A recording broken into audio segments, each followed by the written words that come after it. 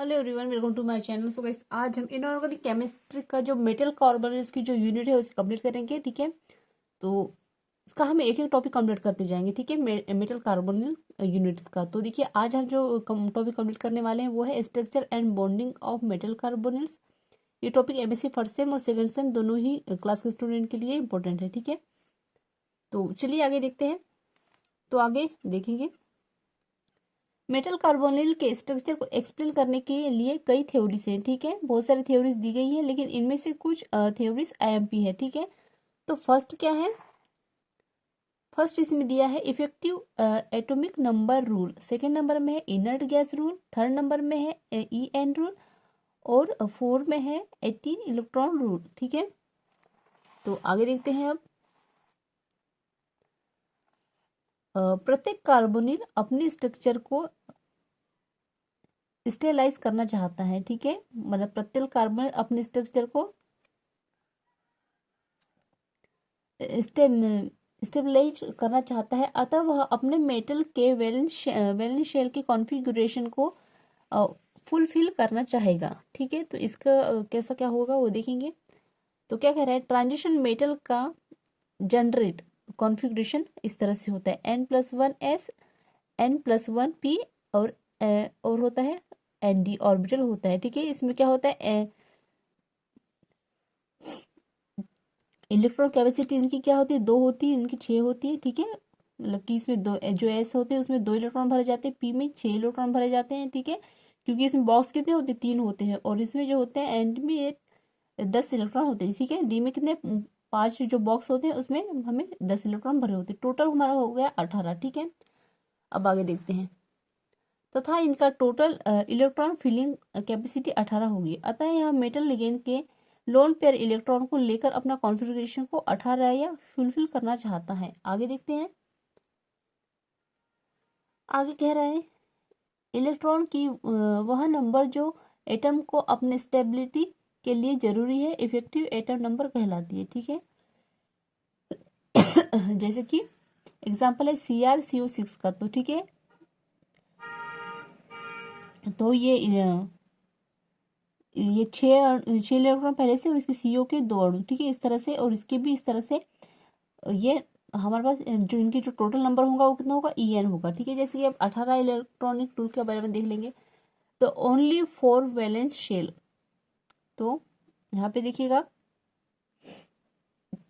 ये CR है, तो इसमें CR क्या, इसमें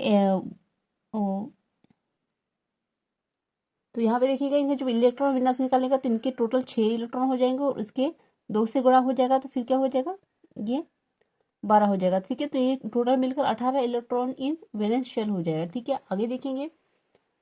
आगे कह रहा है, मेटल कार्बोनेट्स का स्ट्रक्चर जुड़ने वाले को लिगेंड पर डिपेंड करता है। ठीक है, तो जैसे कि देखिए, अगर 4 लिगेंड होंगे तो इसकी जो हाइब्रिडेशन कैसा होगा, DsP2, और इसकी जो संरचना बनेगी वो क्या होगी, स्क्वायर प्लेनर। ठीक है, जैसे 5 लिगेंड होंगे तो जो इसका जो संकरण होगा वो कौन सा होगा, DsP3। तो इसकी जो ज्योमेट्री बनेगी वो बनेगी ट्राइगोनल पैरामिडल। ठीक है, जब 6 लिगेंड होंगे तो क्या होगा, ऑक्टाहेड्रल।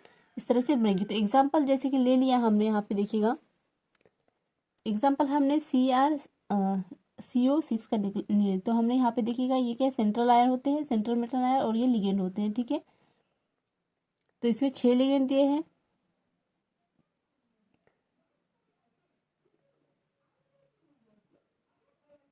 तो देखिएगा, जब इनके इलेक्ट्रॉन विन्यास होगा तो Fe के 8 इलेक्ट्रॉन, और इनके 3 के साथ 2 का गुणा होगा तो ये 6, और ये इनका मतलब टोटल गुणा करेंगे हमारे पास 18 इलेक्ट्रॉन हो जाएंगे। ठीक है, इस तरह से ये कंप्लीट होगा। तो ये क्या है, 18 इलेक्ट्रॉन रूल्स इस तरह से हमें निकालना है। अब आगे देखते हैं। आगे कह रहा है, लिमिटेशन ऑफ EN रूल। तो देखिएगा ये किस तरह से होता है। तो फर्स्ट में दिया गया है, एक्स रे डिफ्रेक्शन मेथड से यह स्पष्ट हो गया है कि एम को बॉन्ड मेटल को बॉन्ड में पार्टियल डबल बॉन्ड कैरेक्टर होता है। ठीक है, और सेकंड नंबर में stretching frequency CO double bond O। ठीक है, तो इसको जो ये निकल के आ जाएगा, सेंटीमीटर कितना होता है, ये इसकी जो फ्रीक्वेंसी है वो निकल के आ जाएगी। ठीक है, अब आगे देखते हैं। अब मॉलिक्यूल ऑर्बिटल थ्योरी के बारे में कह रहा है, तो देखिएगा इसके छह इलेक्ट्रॉन होते हैं इनके, तो ये किस तरह से भरे जाते हैं उसके बारे में दिया है। और इसके लिए ऑक्सीजन के 8 अणु इलेक्ट्रॉन किस तरह से भरे जाते हैं उसके बारे में यहाँ पे दिया गया है। ठीक है, अब इसे जब हल किया जाएगा देखिएगा यहाँ पे, और ये क्या है, इसका हाइब्रिड स्टेट है, किस तरह से हमें ये भरने होते हैं। ठीक है, फिर और इसका जो है ये एनर्जी लेवल होता है कि किस तरह से भरे जाते हैं। मॉलिक्यूल ऑर्बिटल थ्योरी में इलेक्ट्रॉन किस तरह से भरे जाते हैं। ठीक है, पहले किस में भर जाएंगे फिर किस में भर जाएंगे, तो इस तरह से ये क्या है, एक ये एनर्जी लेवल टाइप का होता है। ठीक है, फिर इसमें देखिएगा इसे हल किया गया है, तो बॉन्ड ऑर्डर क्या होता है, NBN, ये एक सूत्र दिया है हमारे पास। ठीक है, यहाँ पे क्या है 6 बराबर 0, तो जब यहाँ से करेंगे तो दो से जब 6 कट जाएगा तो क्या हमारे पास 3 मिल जाएगा, तो 3 बॉन्ड हो जाए, 3 बॉन्ड है हमारे पास, समझ लीजिए। तो CU बराबर ये यहाँ पे ट्रिपल बॉन्ड हमें प्राप्त हो रहा है। ठीक है, तो इसमें क्या है, एक सिग्मा बॉन्ड है और 2 पाई बॉन्ड है, इस तरह से यहाँ पे मिल गया हमें। फिर आगे देखेंगे, आगे दिया है कार्बन में 10 लोन पेयर ऑक्सीजन में 10 लोन पेयर की तुलना में ज़्यादा इफेक्टिव बॉन्ड बनाता है, जैसे कि CO बॉन्ड और C ट्रिपल बॉन्ड O में डोनर एटम C देता है। ठीक है, तो ये इस तरह से इसकी जो स्ट्रक्चर है इस तरह से बन गई है। अब आगे देखते हैं यहाँ पे, चूंकि मेटल कार्बोनिल में पार्टियल डबल बॉन्ड कैरेक्टर भी होता है, अतः इसे metal to ligand back bonding द्वारा समझाया जा सकता है। ठीक है, तो ये इस तरह से बैक बॉन्डिंग होती है। अब आगे देखते हैं, आगे कह रहा है CO के pi star anti bonding orbital खाली रहता है, अतः मेटल में भरे ऑर्बिटल अपने इलेक्ट्रॉन को पार्टियल रूप में बैक बॉन्डिंग के द्वारा सिग्मा स्टार ऑर्बिटल में देते हैं, जिससे मेटल और कार्बन बॉन्ड में आंशिक द्विबंध की स्थिति उत्पन्न हो जाती है। तो वो देखिएगा बैक बॉन्ड किस तरह से होता है, तो ये इसकी एक संरचना दी गई है। ठीक है, तो ये इस तरह से हमें आप इसे एग्जाम में लिख कर आएंगे। ठीक है, फिर आगे देखते हैं, फिर थर्ड नंबर देखिएगा वैलेंस बॉन्डिंग थ्योरी। तो यहाँ पे देखिए कि CrCO6 है और इस पे जो इलेक्ट्रॉन है वो इस तरह से भरे जाएंगे यहाँ पे। ठीक है, 24 इलेक्ट्रॉन को हमने इस तरह से भर दिया यहाँ पे। तो देखिए Cr जो है इसमें 5 इलेक्ट्रॉन हो गए। ठीक है, D ऑर्बिटल में 5 इलेक्ट्रॉन भरे हैं, इस 4s में 1 इलेक्ट्रॉन और ये खाली रहेगा। ठीक है, इसकी ग्राउंड स्टेट है ये और इसकी एग्जिट स्टेट है। ठीक है, इसमें क्या कर दिया है यहाँ पे, इसको यहाँ में मतलब कि इसको पूरा ना भर के हुए यहाँ पे शॉर्टकट में ये पूरे भर दिए हैं। ठीक है, 6 इलेक्ट्रॉन, यहाँ के भी इलेक्ट्रॉन यहाँ पे चला गया तो ये पूरा खाली हो गया। अब क्या होगा, जब यहाँ पर COCr है तो यहाँ पर देखिएगा ये लोन पेयर कहाँ भरे जाते हैं, हमेशा खाली जगहों पे भरे जाते हैं। ठीक है, तो ये देखिएगा जब ये 6 हो गए तो ये पूरे बॉक्स हमारे पास खाली है, तो ये क्या होगा, ये CO के जो लोन पेयर है वो यहाँ पे भर दिए जाएंगे। ठीक है, भरने से हमारे पास क्या होगा, यहाँ पे देखिएगा हमारे पास जो है कौन सी स्ट्रक्चर बन जाएगा। तो देखिए D के हमने यहाँ पर दो लोन पेयर भरे हैं तो इसके D2 हो जाएगा। S के हमने देखिएगा S का हमने यहाँ पे एक 2 इलेक्ट्रॉन भरे हैं, मतलब कि S बॉक्स भरा है हमने तो ये S हो जाएगा, और P बॉक्स भरा है हमने तो sp3 हो जाएगा। ठीक है, D के 2 बॉक्स भरे तो D2, S का एक बॉक्स भरा है तो एक, मतलब S1 को S1 नहीं लिखते S ही लिखते हैं, और P3 को हमने P3 लिख दिया। ठीक है, तो हमारे पास कौन सी संरचना हो गई, D2sp3। तो ये कौन सी स्ट्रक्चर होती है, ऑक्टाहेड्रल स्ट्रक्चर होती है ये। ठीक है, अब आगे देखेंगे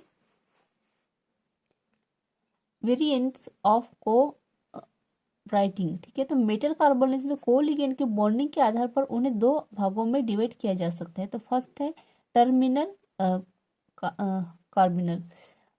इस प्रकार के CO लिगेंड मेटल के साथ एक बॉन्ड बनाते हैं जो कि लोन पेयर के डोनेशन से बनता है।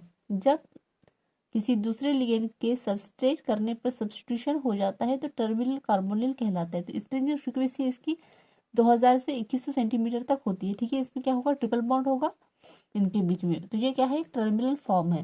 अब आगे देखेंगे, अब सेकेंड नंबर में दिया है ब्राइडिंग कार्बोनिल्स। इस प्रकार के कार्बोनिल लिगेंड मेटल के साथ कॉम्प्लेक्स स्ट्रक्चर बनाते हैं तथा इनकी बॉन्डिंग 2 या 2 से अधिक साइट में होती है तथा कॉम्बियन होकर मेटल क्लस्टर फॉर्म करते हैं। इनकी स्ट्रेचिंग